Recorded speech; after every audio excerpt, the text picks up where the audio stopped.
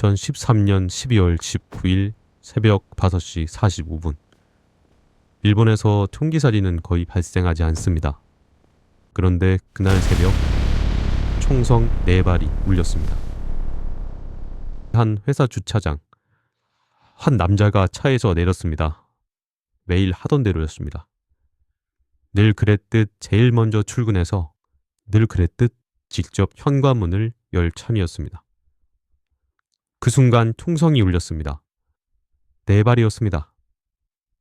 전부 급소를 마쳤습니다. 범인은 이미 사라지고 없었습니다. 쓰러진 사람은 오이가시 타카유키, 72살, 일본 외식업계에 누구나 아는 기업인 일본에서 유명한 만두체인 교자노 우쇼의 사장이었습니다. 직원들은 그를 이렇게 기억합니다. 진심으로 상냥한 사람이었죠. 현장을 누구보다 아꼈습니다. 그 사람이 자기 회사 건물 앞에서 아무도 없는 새벽에 권총 4발을 맞고 쓰러진 겁니다. 수사본부가 현장을 분석한 뒤 내린 결론은 하나였습니다. 이건 우발적인 범행이 아니다. 어둠 속에서 기다렸다. 정확하게 쐈다. 그리고 흔적을 남기지 않았다. 프로의 소행이었습니다. 방범 카메라에는 뭔가 찍혀 있었습니다. 범인이 탄 것으로 보이는 오토바이가 달아나는 장면이었습니다. 경찰은 영상을 하나씩 이어가며 추적했는데 어느 지점에서 오토바이는 그냥 사라졌습니다. 오토바이를 찾아낸 건 4개월 뒤였습니다. 마지막으로 카메라에 찍힌 지점에서 불과 100m 떨어진 아파트 주차장이었습니다. 핸들에서는 화약 잔유물이 나왔습니다. 하지만 이미 늦었습니다.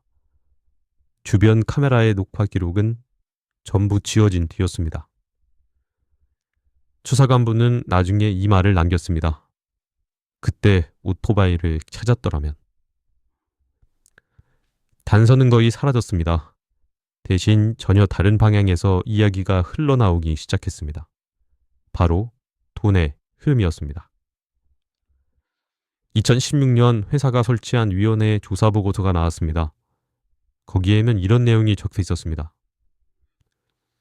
회사는 1995년부터 약 10년간 후쿠오카현의 특정 기업 그룹과 이상한 거래를 반복했습니다. 부동산 매매, 대출, 경제적으로 설명이 되지 않는 거래들이었습니다. 계약서조차 없는 건도 있었습니다. 총 유출액 약 260억 엔, 우리 돈으로 약 2,400억 원입니다. 그중 170억 엔, 약 1,600억 원은 끝내 돌아오지 않았습니다. 지금도 행방을 모릅니다. 오이가시 씨가 사장이 된 건 2000년이었습니다. 그가 취임했을 당시 회사의 부채는 이미 470억 엔, 약 4,400억 원에 달해 있었습니다. 그는 이 관계를 끊으려 했습니다. 그래서 직접 교섭 테이블에 앉았습니다. 그리고 사라진 돈을 돌려받으려 했습니다. 2013년 11월, 이와 관련해 근거가 될 내부 보고서가 완성됐습니다. 그 다음 달에 총성이 울렸던 겁니다. 그렇게 사건은 미궁으로 빠지는 듯 했습니다. 하지만 9년이 지난 2022년 10월 28일, 경찰은 마침내 한 남자를 체포했습니다. 일본에서 가장 위험한 폭력단으로 불리는 구도카이, 그 계열 조직의 간부인 다나카 유키오입니다. 56살이었습니다.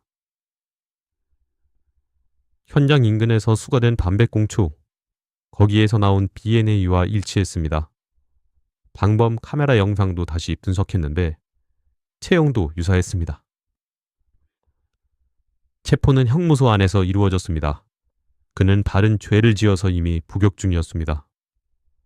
이송 차량은 방탄 차량이었습니다.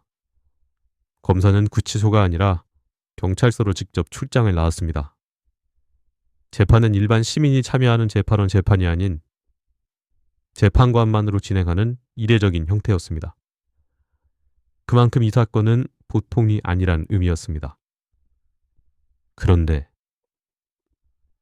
다나카는 지금도 입을 열지 않고 있습니다. 오이가 씨와 다나카 사이에 개인적인 접점은 없습니다. 두 사람은 서로 알지도 못했습니다. 그렇다면 왜 이 남자가 방아쇠를 당겼을까요? 누군가의 지시가 있었습니다. 경찰도 그렇게 보고 있습니다. 하지만 그 지시자가 누구인지 아직 특정하지 못했습니다. 범행 동기도 모르고 배후도 모릅니다. 사건 발생 이후 12년이 지났습니다. 오히가시 씨의 큰아들은 지금도 이렇게 말합니다. 왜 아버지가 죽어야 했는지 아직도 모릅니다. 260억엔의 흐름도, 사건을 지시한 사람도, 범행 동기도 누구도 알 수 없는 상황입니다. 오로지 분명한 건 방아쇠를 당긴 남자가 잡혔다는 점입니다. 그러나 그 방아쇠를 당기게 만든 사람은 아직도 아무도 모릅니다.